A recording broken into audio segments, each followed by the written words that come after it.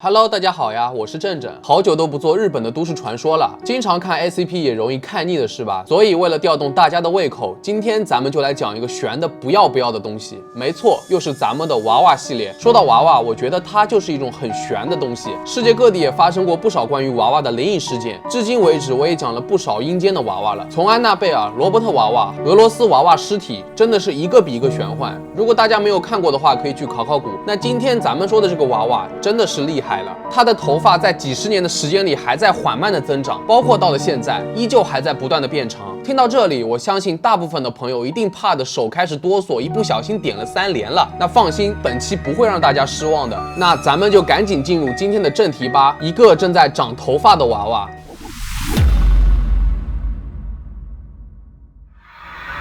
这个娃娃的名叫 Okikyo， 它身高40厘米，穿着和服，长着浅黑色的眼睛和一头黑发。它正在位于北海道的曼嫩寺里面待着。据说这个鬼娃吸引了日本各地人们的好奇心。关于 Okikyo 的传说也是多种多样的。而娃娃头发的增长还得从1918年说起。一名来自北海道的男孩买了这个传统玩偶，送给了自己3岁的妹妹菊久子。他非常喜欢这个洋娃娃，每天随身携带，甚至晚上都要一起睡觉。这个娃娃的发型是个妹妹头，在日本传统娃娃中很常见，头发在下巴长度附近修齐，并且额头刘海处还剪了一个缺口。但不幸的是，第2年菊久子就在一场感冒当中去世了。家人把她最心爱的这个娃娃留在了家中，表示纪念，对着她祈祷，还给她取个名字叫做 Okikyo。不过所有的事情都开始变得古怪起来。失去了女儿的家人时常与娃娃讲话，慢慢的他们注意到非同寻常的事情，娃娃的头发正在明显的变长。他们认为娃娃身体里有死去的菊久子的灵魂。1938年，菊久子的父亲因为工作原因决定搬离北海道，在考虑了很久，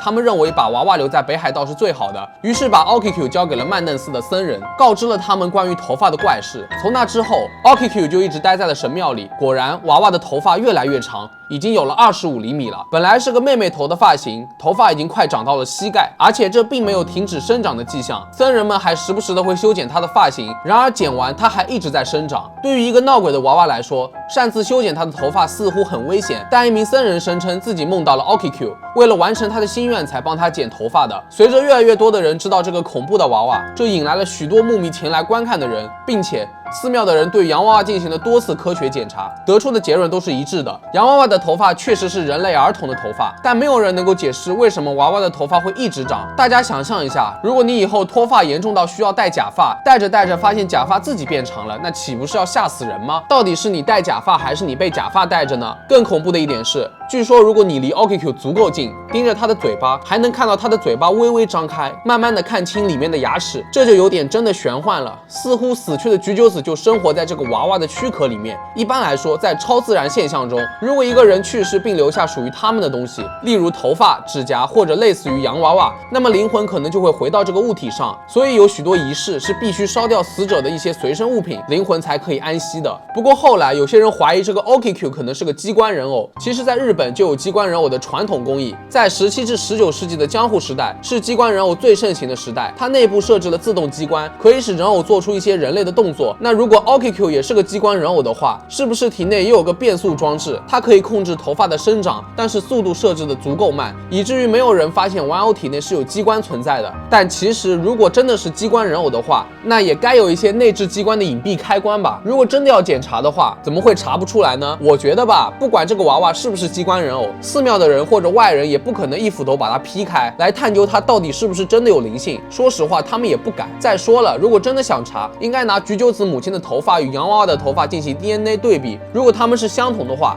那估计这个寺庙得关闭一阵子了。好了，不管怎么说， Okikyo 的故事激发了电影、传统歌舞以及戏剧的灵感，其中一些还添加了更加令人毛骨悚然的恐怖元素。恐怖片里面的洋娃娃往往被附身了，还会四处走动等等。大家如果有机会的话，可以前去日本北海道的曼嫩寺拜访一下这位长发娃娃，看看他的头发是不是又变长了。那本期视频到这里就结束了，大家觉得这个 Okikyo 是超自然现象还是认同机关人偶的观点呢？可以去评论区留下你们的看法。太久不做都市传说了，相信大家看到这里还是会比较满足的吧。如果你们觉得这个视频好的话，别忘了3连加关注哦。此外，正正还要感谢代号赤天使、战神木7749、社会你陈哥3、来自一代的诺曼、痛苦 Poreal、要陪希儿一起玩吗？夜与月，这都能和谐的吗？干 TM 的冲锋枪，老姐别打我，尼姑纳斯、波特卡斯蒂库赞对我的充电支持。那我是正正，我们下期再见吧。